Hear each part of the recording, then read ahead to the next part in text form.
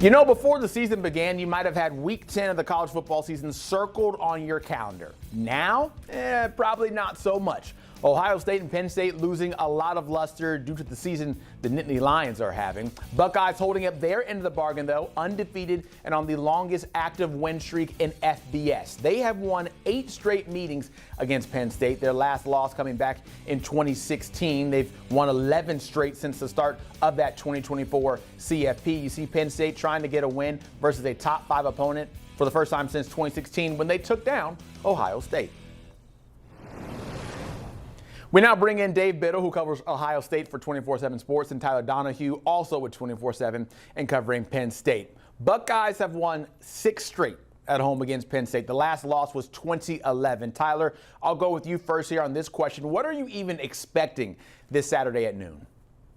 I think we just want to see a team that's ready to fight, that's ready to go toe-to-toe with Ohio State, because they've been ready for that fight year after year after year, despite an 8-game losing streak. You know, they've taken the Buckeyes down to the wire several times. There's been 1-point losses.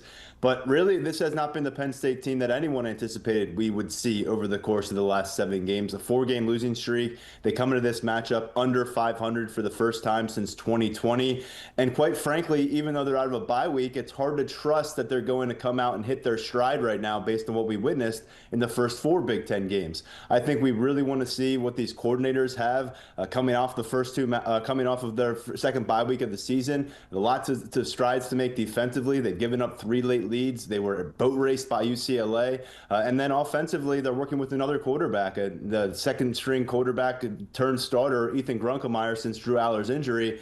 But to me, it comes down to interim head coach Terry Smith. I think he's pushed the right buttons so far. He's a guy that this team is willing to rally around.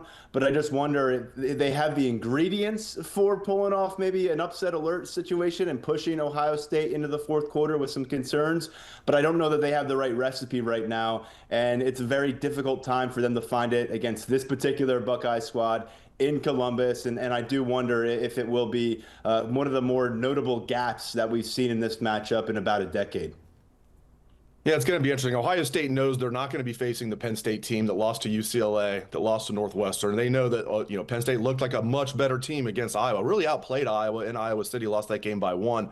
Ryan Day this week went out of his way to talk about, rightfully so, this is pretty much the same team. Like, yeah, James Franklin's not there. They lost their quarterback. They lost a linebacker. All of the other talent is still in place. We know Penn State's one of the most talented teams in the country. So Ohio State is expecting the unexpected, as they said during the press conference this week. Ethan Grunkemeyer, it's a very interesting story. He's a local kid from here in Columbus, making his second career start in his hometown against the #1 defense in the country. So it's really hard to get a gauge on this. Are we going to see the same Penn State team that showed up against Iowa? Perhaps. And this is a really good rivalry. Even though Ohio State's had the best of it in recent years, this is a really good border rivalry, one that's going to go away for the next couple of years. Yeah, and if you're maybe looking for some sort of extra motivation or some popcorn-worthy moments for this game, have to look at Ryan Day, who said that there hasn't been much communication with his former defensive coordinator, Jim Knowles, going out and saying this right here. Like any relationship, when it breaks off, sometimes it's good, sometimes it's bad, but there really hasn't been much communication. Goes on to say, he did a great job when he was here, helped us win a national championship, and kind of left it at that. It was abrupt, but we certainly respect the work that he did when he was here. So what I have to ask you here, Dave, is maybe to read between the lines a little bit for me. Do you think we get maybe some pregame fireworks, some postgame fireworks, a little something here? I really don't think so, Zach. I kind of hope so. It'd be nice to have a little drama, but Jim Knowles is a good guy. Ryan Day's a good guy. I thought he answered that question, as honestly as he could while still being classy. And like he said, Jim Knowles helped Ohio State win a national championship. He accomplished what he was brought to Columbus to do. That being said, Ryan Day did add that, he kind of left us in a bad spot there for a while, leaving when he did. There was talks that his agent was reaching out to schools the week of the national championship game. So before Ohio State played Notre Dame, that didn't sit well with people in Columbus. But overall, Jim Knowles did a fantastic job here. Is Ryan Day going to go out of his way to try and take it to him if he can? I don't think so, because Ryan Day's going to look at the big picture. He's not going to want to keep his starters out there. And this is assuming Ohio State gets a big lead, which is a big assumption. I don't think he's going to keep his starters out there just to try and prove a point to Jim Knowles and then risk injury. But yeah, it was very interesting to hear Ryan Day really for the first time talk about Jim Knowles' departure and Ryan Day's true feelings about it to an extent. Yeah, I think when you look at what Ryan Day said about breaking up a relationship and what happens after that, there's plenty of Penn State fans right now who would like a clean break from Jim Knowles. It has been a situation where Terry Smith, the interim coach, has had a very complicated defense, and that was through 7 games of the season. That's a tough pill to swallow when a lot of people viewed this defensive unit, despite the loss of Star Abdul Carter and some other pieces, as one that was ready to compete for a Big Ten championship, one that was ready for a deep playoff push. And thus far, the defense has let them down in several key moments. They had a 5-point lead against Iowa in the final 5 minutes. They lost that game. They had a 5-point lead in the final 5 minutes against Northwestern. They lost that game. They had an overtime lead against Oregon before this losing streak took over the season. They lost that game. And then in between all that, they gave up 42 points on the road against the UCLA team that had averaged 14 points through its previous matchup. So thus far, I think a lot of people will be willing to trade this defense for what Manny Diaz did, for what Tom Allen did, for what Brent Pry did, all the guys who worked under James Franklin prior to this. Now, we have been told repeatedly from Columbus, even when this hire was made, that it takes a few years for Jim Knowles' defense to sink in. Right now, they don't have anywhere to hide. They got to come up with a solution that works for them. There's been a lot of hesitancy to trust young linebackers, and the veteran linebacker combination they're working hasn't really worked out thus far. So I think right now you need to see Jim Knowles come out of the bye week, look like a guy who's willing to explore his options from a personnel standpoint, from a schematic standpoint. Otherwise, I think Ohio State and their fans will get a chance to pour things on Jim Knowles, because there's nothing based on the evidence so far in Big Ten play that tells me this defense is equipped to deal with this Ohio State attack for 4 quarters.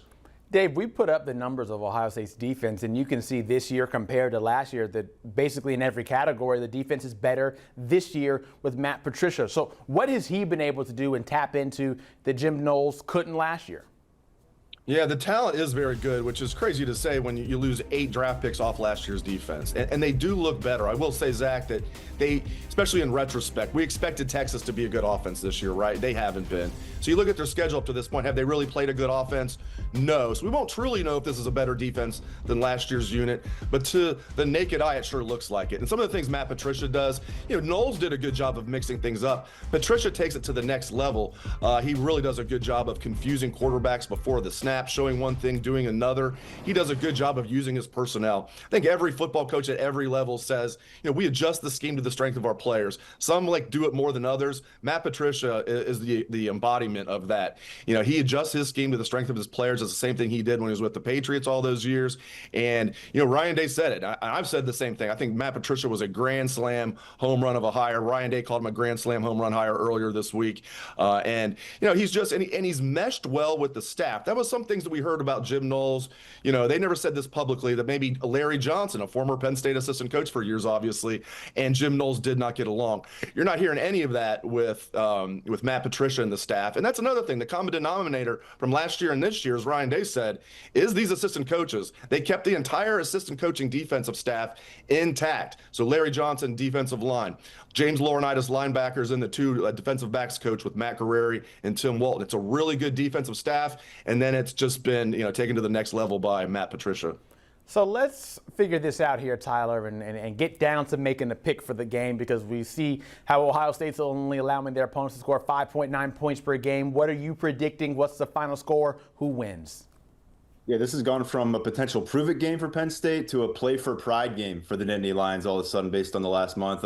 I think they need to take a significant step forward offensively if they're going to get where they want to go. Ethan Grunkemeier's got to be able to push the ball vertically. They're trying to do that through the pass game. Katron Allen needs to continue his success at running back. They need consistent play from the offensive line. I just think there's a lot that needs to come together in a hurry that we haven't seen in this setting against an Ohio State squad that looks as good as anyone in the country. So I've got this one coming down to 34-17, a Buckeyes victory, a 5th straight loss for Penn State. And right now you've got more people gravitating a little bit in this fan base toward the coaching search than the actual team that's playing games. And I think unless they give themselves a jolt with pushing Ohio State to the brink in the 4th quarter, you're going to see more people check out on this team. And it's pretty sad. This was supposed to be a surefire college football playoff competitor and potentially the first national champion from Happy Valley in about 40 years.